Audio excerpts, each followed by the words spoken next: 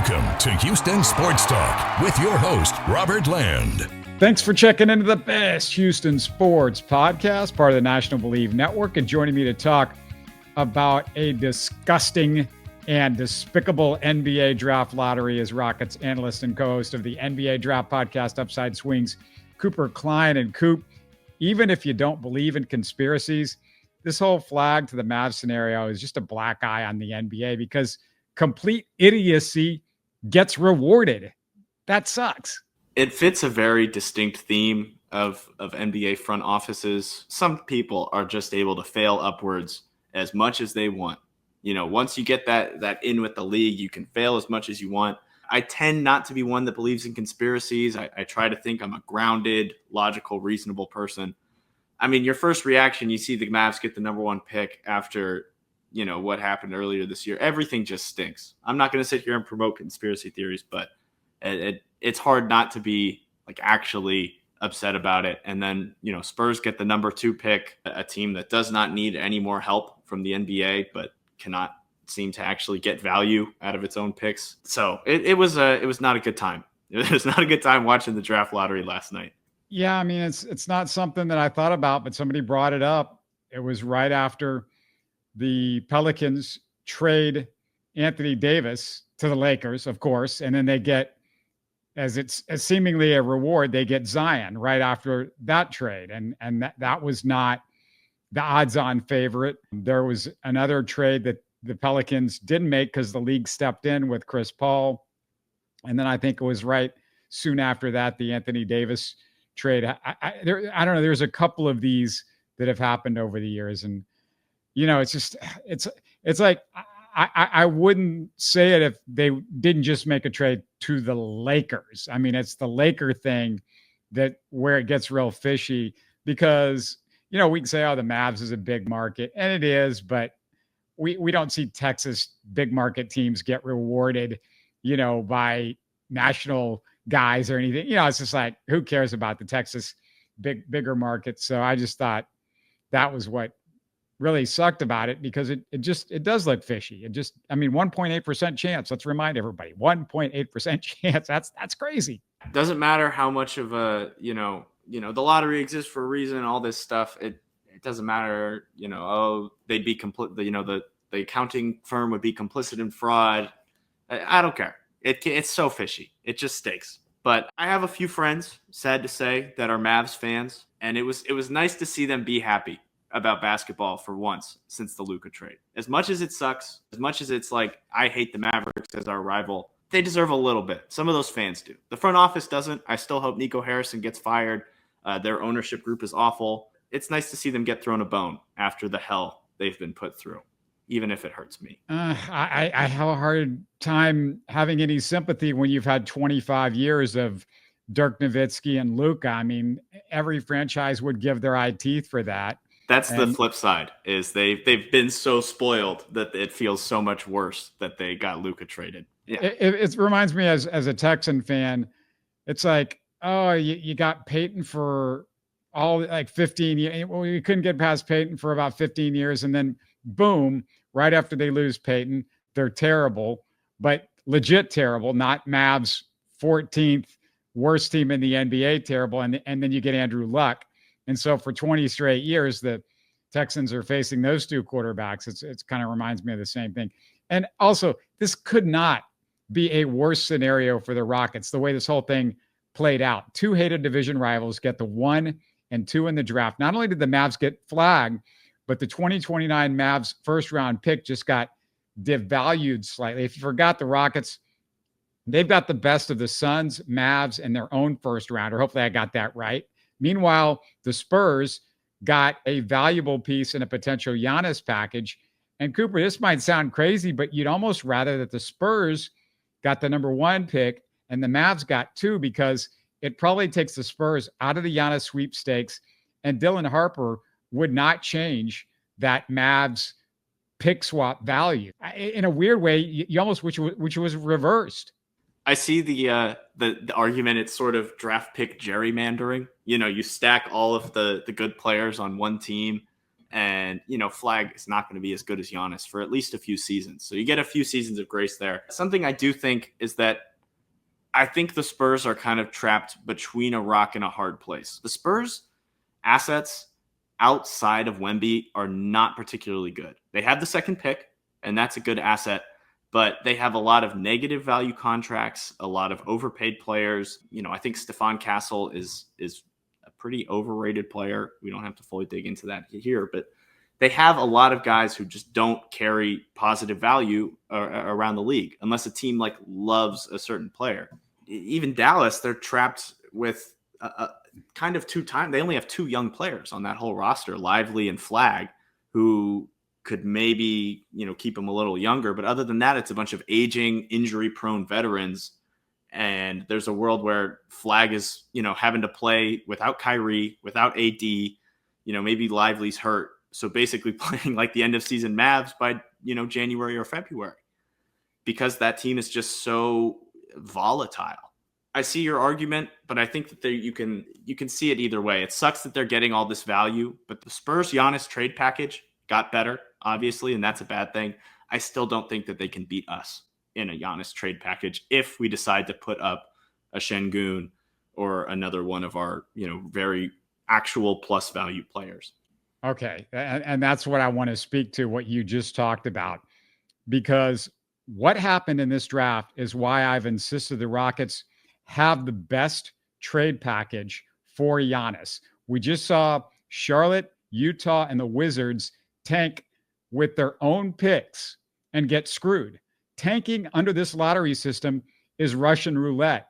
Look, the Rockets can offer young talent to make the Bucks both competitive, and they offer the best first-round picks. So the Bucks do not have to tank. If you're the small market Bucks, why torture yourself with what could easily be a 5 to 7 year tank when it's not necessary? What are the Spurs' best picks? The Hawks? Well, hey, Atlanta fights for the 7 or 8 seed every year in the weak East. And Coop, I still say that sending out Şengün with those picks allows the Rockets to keep most of their young core, obviously outside of Şengün, and gives the Bucks the best young player they would get in any realistic potential trade package. Anyone. At that point, if we put Şengün on the table for Giannis, the only team that can even come close to us in value is OKC. And even then, I think they'd have to put up Chet. And I don't think that that's a trade they'd make. And maybe they put up a J-Dub and that comes close. But I mean, Şengün is one of the best. I'm going to sound a little homer here. He's one of the best defensive centers in basketball. And if he can get his touch back, is one of the best offensive centers in basketball. He was just an all-star at 22 or 23. He's absurdly talented. And I think that's a really good point. I haven't heard enough people make that point about the Bucks are not really incentivized to tank. They don't even have their own picks. They still have Dame, and maybe they're going to want to make this a 3-teamer and get back a pick or two of theirs from New Orleans. But New Orleans doesn't have the assets outside of those picks to make anything really happen. They have a bunch of mediocre players, and if they want to trade Trey Murphy, maybe that's cool. But then is Giannis and Zion really something? Zion doesn't have a ton of value. I really think if we put up Şengün, it's us and OKC vying for Giannis, and I don't think Presti is gonna unsheath. He's just too timid. To me, he hasn't made a trade yet. He's just holding on to these picks for nothingness. And maybe this is where he'll prove me wrong. Maybe he's been holding on to these picks for that MVP caliber player, but I'll believe it when I see it with Presti. Yeah, I found a hard pass on some of the OKC picks that they do have. Yeah, they got a bunch of picks, but again, the Suns picks have the best real value, I think, of anybody in some ways. And that Brooklyn swap in 27 has real value right now, because one of the quiet, underscored things that actually help the Rockets is Brooklyn falls back to 8. So they're not going to be getting anybody that's going to change around their franchise likely this year. And so when you look at it and you look at, okay, say the Pelicans, you brought up them. The Pelicans only have a couple of the Bucks first round picks. So, it becomes really complicated for the Bucks, because you got to go get the first round picks from Portland and the Pelicans. And I saw a 3-teamer that Sam Amick tried to throw out there, trying to get some of those picks back to them. But, I just think, why would you tank when you don't have to tank? And the Rockets can set it up where they don't have to tank. Now, we know all this depends on where does Giannis want to go. I mean, that's the bottom line. We can talk about this till we're blue in the face, Coop, but it sounded like he might want to go to somewhere where there's no taxes in the state. He might want to go somewhere where there's a Nigerian head coach. He might want to go somewhere where, there's a chance to actually start winning immediately, and they've got pieces in that sort of case. But, I don't know. I think it goes understated that why do you want to tank right now? Like, we just saw what happens when you tank and it doesn't work out. It's terrible. Ask those teams. They're all like, now what do? We just spent a whole year being terrible to get mediocre picks in a draft that's probably not more than 2 or 3 deep at most. And I don't think that the Spurs, like, even if they put up Stephon Castle, even if you're the biggest Stephon Castle believer in the world, he's nothing value-wise compared to Şengün. I don't even think 2 and Castle is enough to match the value of Şengün. Maybe that's overvaluing our own guys. Maybe that's me being a homer. But he's already an all-star. He's an all-star. I mean, he's an all-star, and he's on a great we cannot state this enough. He is on an elite contract in the NBA when you look at what he's making. And by the way, for anybody out there still trashing the idea of Giannis, he's been a top 4 NBA MVP candidate for the last 7 years, top 3 in 5 of those 7 years. In the last 2 seasons, he averaged more than 30 points, 10 rebounds, and 5 assists while shooting 60% from the field. Nobody in NBA history has done that for 1 season. He's now done it 2 in a row. The last 2, not like 5 years ago, the last 2. And not only does he average 11 more points than Şengün the last 2 years, he's averaged 1.5 more assists. He's a better facilitator than Şengün. And maybe part of that is he's a better scorer, but that's part of being a better facilitator at times.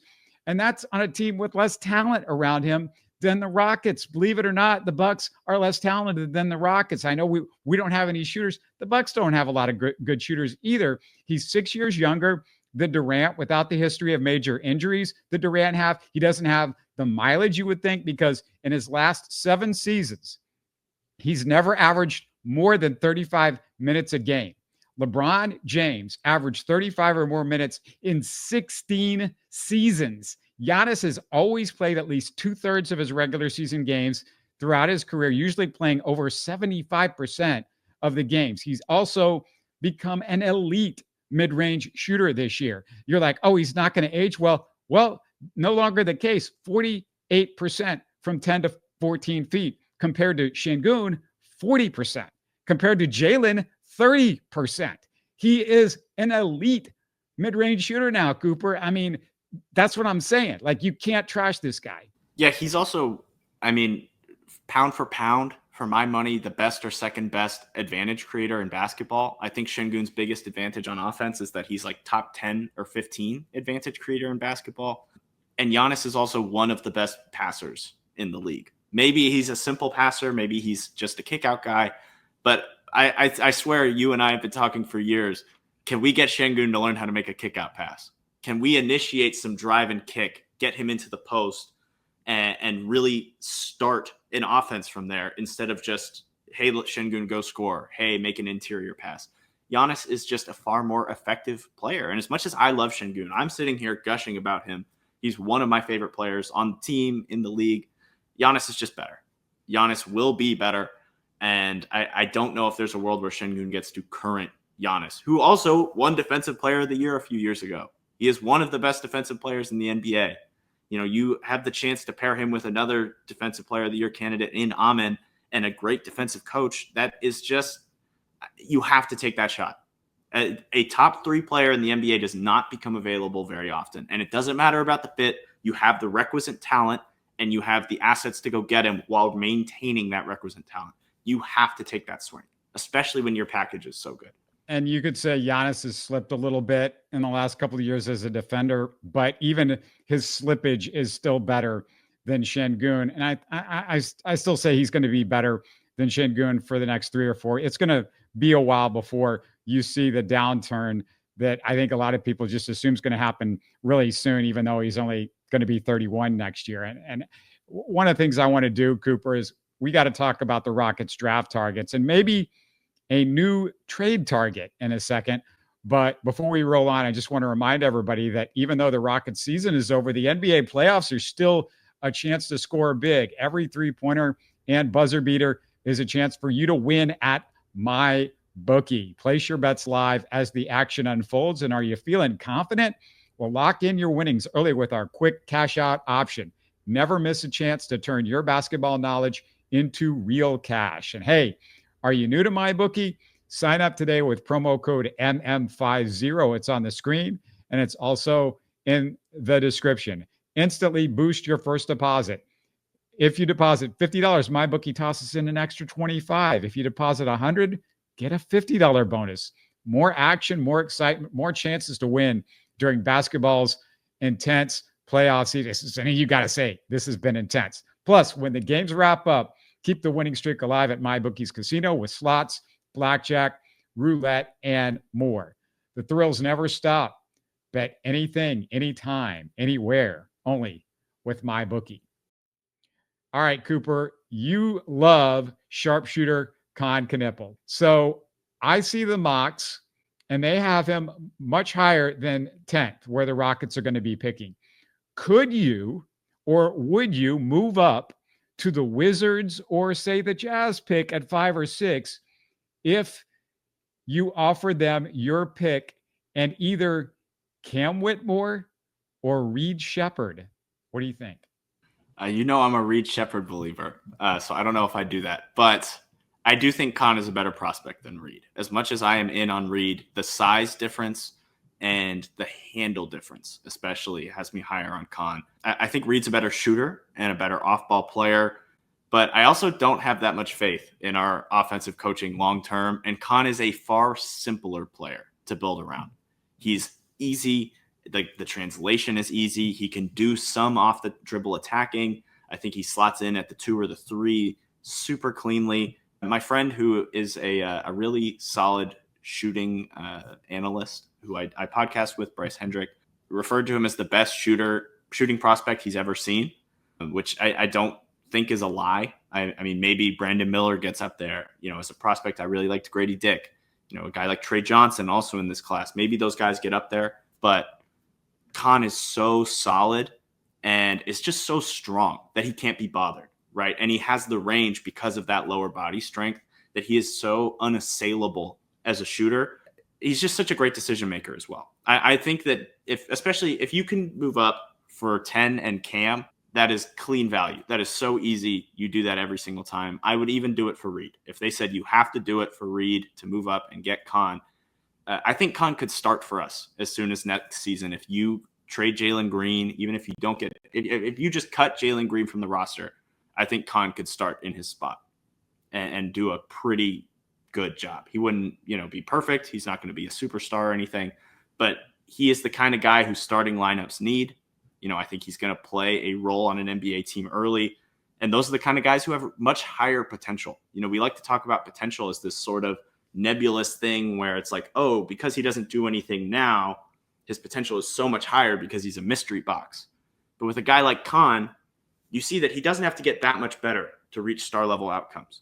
I think he's going to bring star level shooting early. He's going to bring it on the ball, off the ball. He can throw pick and roll passes. He had a great pick and roll repertoire with Kaman Maluach. Flag and Khan are basically single-handedly making Maluach a lottery level prospect because of how good their passing made him look. So I do think that trade would be something that I would love to do. And I do think that it's realistic because a team like Utah, maybe they don't see their guy there. Maybe they're really into Ace and Ace goes a little higher. They're really into VJ and VJ gets drafted by the Hornets, and they could just take that opportunity and move back. So I would like to see us go after something like that. Go out there, pull a Texans and trade up and go get your guy, even if you have to overpay a little. One thing you got, if you're one of those teams, is like, okay, we couldn't get a top 3 pick, but we get 2 top 10s. We get 2 shots at maybe guys taking off a little bit. And One other guy you mentioned was Tre Johnson. Is that somebody that you would jump up for as well? Could he be a more efficient Jalen Green? My problem with Tre Johnson is that you invite a lot of the same issues you have with a Jalen Green, right? Where the decision making is not great. Getting downhill, he really struggles once he gets inside the 3-point line. The main difference is that Tre Johnson is an incredible off the dribble shooter. Anywhere behind the 3-point line, he can get to his spot. He makes it buckets. He makes hard ones. He makes motion jumpers. He can make his spot ups at a really good rate. I probably wouldn't move up for Tre unless he slipped to like 7 or 8. I wouldn't trade up. I think he's a top 5 guy pretty solidly. I think he's going to go in the top 5. I don't think I'd trade up into that range to take a guy like that because of the worries, the field concerns. He's a really poor defender. How much of that is effort? How much of that is that he had to carry too much of an offensive load? How much of that is he's just not that good? I don't know. He's also really skinny. That was something I said about Khan, was that the extra muscle he has, the extra weight he has really helps with his range. Tre was not taking a lot of shots from NBA range. So it may take him a few years to get that muscle and to extend that range fully to the same degree. Khan, I think, is going to come in and hit at a high rate no matter what. So I wouldn't make the same level of trade. I wouldn't give up Reed. Would I give up Cam Whitmore? Now that's a better question. But I think you end up just inviting some of the same issues, even that you have with Cam, where there's field concerns, there's defense concerns, and maybe, Cam's a talented shooter, talented driver, but he just doesn't see the floor. Khan, I just don't see that same issue in any kind of a way. But if Tre fell to 10, gladly, without any hesitation, I'd take him. Where would Reed Sheppard be in this draft? Like, what pick would people be interested in him? In my opinion, I think around 4. I think the top 3, maybe even 3, if the Sixers really, the Sixers obviously have all their small guards in the entire world already, but the Hornets at 4. You still think he would be that high in this draft? If you looked at his rookie season, probably not, because he had a rough year. But if you just took him from last year as a prospect and plopped him down with the 50% 3-point shooting, all the stats, whatever, if he had his same season he had last year, but this year in college, I think he's at least in the running for 4. I don't think he goes at 4. I think VJ is a more widely regarded prospect, VJ Edgecombe. I think Tre Johnson would probably go before him because of the size difference. But once you get to like Washington, I think it's a pretty easy, like he's better than anyone else we're going to get. Let me ask you, this is un-Rockets related, although Daryl Morey is involved in this. They're at 3. Is there somebody that is worth, say, Charlotte, or more likely actually Brooklyn, because they've got all of this cap space? Is there somebody that is worth Brooklyn, say, moving up to the 3rd spot and flip-flopping with Philadelphia and just saying, okay, Daryl would say, hey, we'll flip with you. You can take the Paul George contract off our hands and we'll flip. What would you say about that? I think it would be interesting, but if I was Brooklyn, I'd rather just sit and keep my powder dry. I think they're actually in a really interesting spot because they're at 8, which I think is potentially Derek Queen range. Queen he had a rough combine today, but he's still second on my board because he's an insane advantage creator. And Brooklyn is just looking for a guy who can create clean advantages every time down the floor. And I think he fits really well with their scheme because Brooklyn loves to have their bigs out at the 3-point line, making decisions, dribbling, initiating DHOs, getting downhill, driving kicks, all stuff that I think Queen does really, really well. Now, if there was like a danger of him going to Charlotte, or you needed to leapfrog him going to Washington and they needed to trade up, I would get more for the Paul George contract other than just a slight, a move up like that, because that contract is one of the worst in the NBA.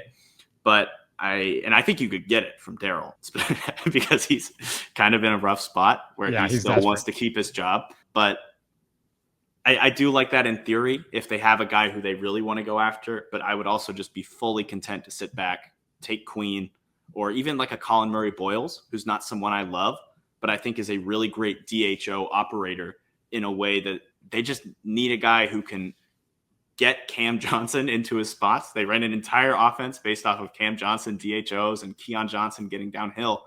You need somebody who can just make the basic decisions to get those guys going. And I don't think that guy's currently on their roster. If you watch the playoffs, the Rockets badly need a scorer, somebody that can create their own shots, make baskets, put the ball in the basket, basically. Who else fits that mold in this draft? I mean, 1A is Tre Johnson. Tre Johnson's shot creation to me is just ridiculous. I think it's kind of the big sell. His 3-point shot creation is efficient and incredible. He's hitting step backs. He dragged that Texas team kicking and screaming because they were coached so poorly into the tournament and into relevancy all season. And obviously that team was talented outside of him, but I still think that he was just such a big part of their success, and he's so unassailable. As far as shot creation, I just don't buy any of the other guards as like ISO shot creators, even pick and roll shot creators. You know, people talk about Jace Richardson out of Michigan State as sort of he's like 4'11", isn't he? Is that what he measured at? Listed at 6 foot flat, which is hard because he doesn't do much creation. He doesn't pass. His off the dribble shot creation, there's like a 1-game sample of him doing it. It's a really hard sell. And if you're going to be 6 foot flat, you got to have something special, like really special. And he just doesn't have it. He's too small. He doesn't really defend like that. He doesn't add a bunch of playmaking. It's really hard. And the other guy who I think would kind of be talked about in this mold is Jeremiah Fears out of Oklahoma. I think the whole sell with Fears is that he's some really heavy pick and roll usage guy where he can just take a ton of usage and just make decisions for you. And to me, he's one of the worst decision makers in the class. Really inefficient. One of the few players who will get drafted who will shoot below 50% at the rim and below 30% from 3, if I'm recalling that correctly. Just really struggled. You know, I think Oklahoma snuck into the tournament a little bit, and there's something to be said for that team was bad in a really tough conference, and he shined at least a little bit. But I think he's kind of an empty stats, good coach, decent surrounding talent kind of guy who is really going to struggle in the NBA. Maybe like a Kasparis Yakachonis, you know, out of Illinois, but another meh athlete, questionable shooting projection. I don't know how many guards I really love for self-creation in this class, and there's not any really forwards who do that either. So we talked about Giannis already. I just want to add a potential trade target to the Rockets list. The news came out today about Jason Tatum. The Celtics were likely wanting to shed major salary this offseason, no matter what. The Achilles injury basically ensures that. I'm guessing Jaylen Brown isn't going anywhere. So that leaves Holiday, Porzingis, and Derrick White. Holiday's 35 next year, Cooper, with 3 years left on his extension, starting at $32 million.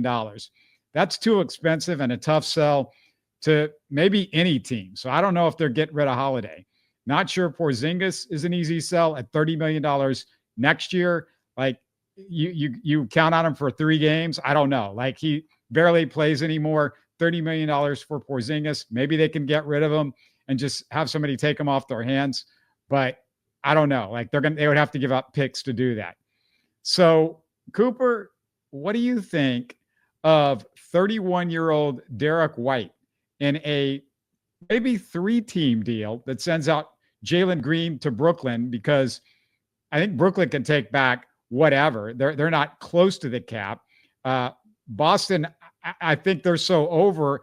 I'm wondering if, like in the offseason, if they can just basically make a deal without getting any money for the Derrick, so they can take that $30 million right off your book. So it comes down to draft choices, and that's it, I would think. And that's a way to get rid of Jalen. And also, you know, we throw in a draft choice or two. Brooklyn might be able to throw in a draft choice or two for that. That's one option. Another option is just sending Fred out. And if you do that, I think before June 29th, and I might be wrong about this, then what happens is I think they could just decline the option and boom, they're on the hook for nothing. We know Udoka coached Derrick White, and over the next 4 years, he's making 28, 30, 32, and 35. as a player option. I love Derrick White. What do you think about that? I could barely hear you because I love Derrick White so much. I got very excited just at the prospect of bringing him in. He is one of my favorite players in the league, and I think a perfect fit with what we want to do. I think he's slightly undertasked in Boston as far as shot creation. And I think if you replace Jalen Green somehow with Derrick White, this team pretty much immediately becomes a contender. All else stays the same. I mean, we've seen the statistical impact that Derrick White has on winning teams and that Jalen Green has on winning teams. I think you flip them around, and I think there could be really something there. White is one of the greatest guard defenders in the entire world, in the entire history of the world. His effort is second to none.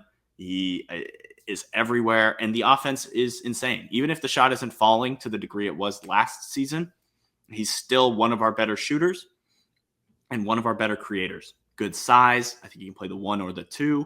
If you keep Fred, I think that's still feasible, but I think you could run, Amen, Derrick White, whatever forwards. If you get Giannis, you find ways, especially with a coach like Udoka, who just really knows how to maximize his guys. And I've questioned some of the defensive schematic stuff. And I think one of the big weaknesses we've had is that we don't really have guards or even like wings, because Dillon Brooks doesn't do it, who can make low man rotations or to play a lot of help defense. And part of that is we just trust Amen to get stops against star players. And we trust Tari to get stops against secondary players. And, we trust everyone to get their own stops. But in the event that there is a breakdown, which still happened, I mean, that was one of the reasons we lost the Warriors series, was we didn't have enough help in the back line against their cutting and backdoor cutting and all their motion, all this stuff. If you had a guy like Derrick White who can rotate from the wing or from the, the corner to come help block shots and contest and just be a pest around the rim, that almost completely gets rid of one of your biggest weaknesses, as a defense. This was already an elite defense all season. And if you can find a way to get rid of one of your few weaknesses, go for it. Do whatever you have to do. Just go get that guy. And I would love to see it. Yeah, my thing is with Jrue Holiday, it's a pretty expensive deal for where he is age-wise. And I don't know what you think. Jrue Holiday to me seems like he might be a miniature upgrade over Fred VanVleet, but basically he's Fred VanVleet, isn't he? Yeah, and he doesn't have the nuclear option from 3, right? Where Fred some nights is just going to get hot and win games for you that you do not deserve to win just because of the 3-point shooting. I think Drew's playoff true shooting over the last few years is completely made up for by his defense. Don't get me wrong. His defense is insane, but we don't need that kind of guy on defense. We have Amen.